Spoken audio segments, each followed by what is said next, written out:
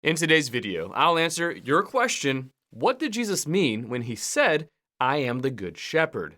Then afterward, as always, I'll share some helpful resources, so stick around until the end.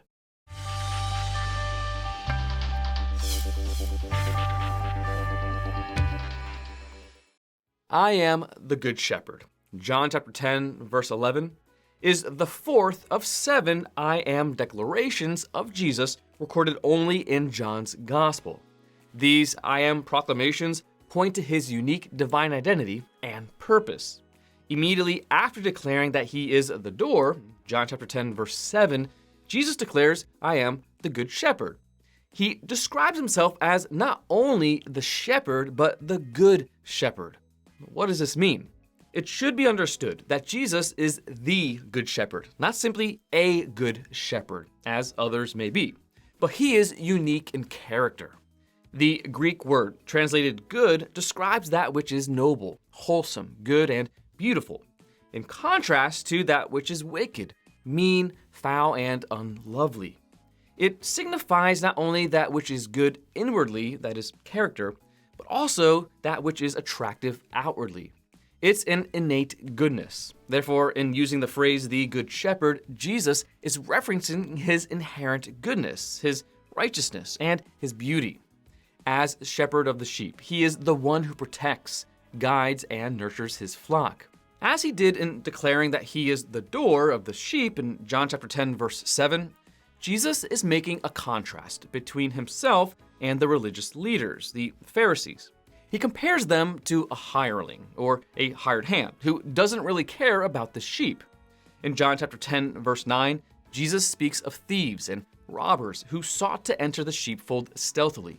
In that passage, the Jewish leaders, Pharisees, are contrasted with Christ, who is the door. Here in John chapter 10, verse 12, the hireling is contrasted with the true or faithful shepherd who willingly gives up his life for the sheep.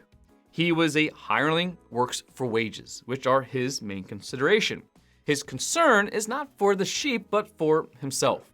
Interestingly enough, the shepherds of ancient times were not usually the owners of the flock.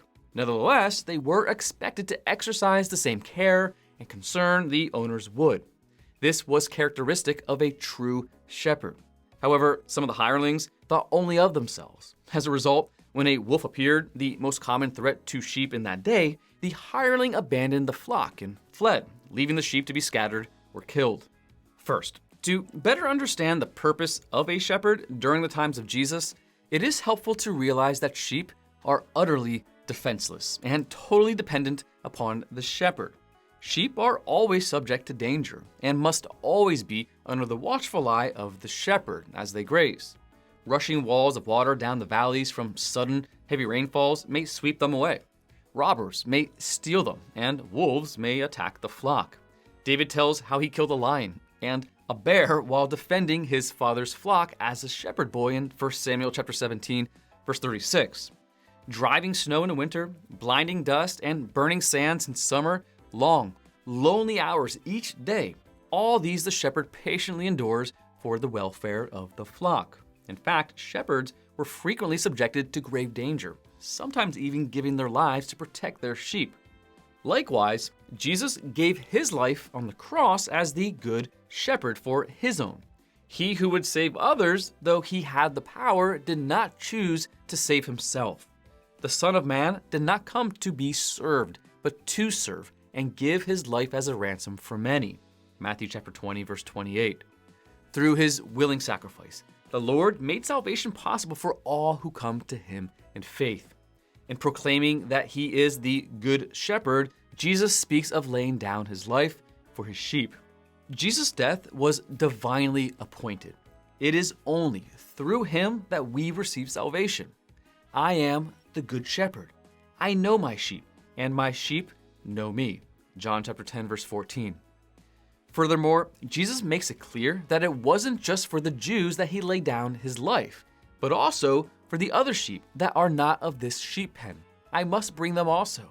They too will listen to my voice, and there shall be one flock and one shepherd. John chapter 10, verse 16.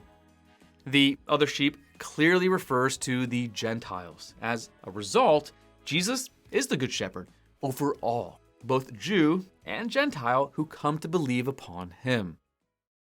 Want to learn more? Subscribe so you don't miss the next video. Visit gotquestions.org for more great content and check out the details section below this video. There you'll find one book I recommend along with several links related to questions. If you'd like to learn about Bible Munch for instant bite-sized devotionals, subscribe to Bible Munch on YouTube. It's linked right here. Now remember, got questions? The Bible has answers. We'll help you find them.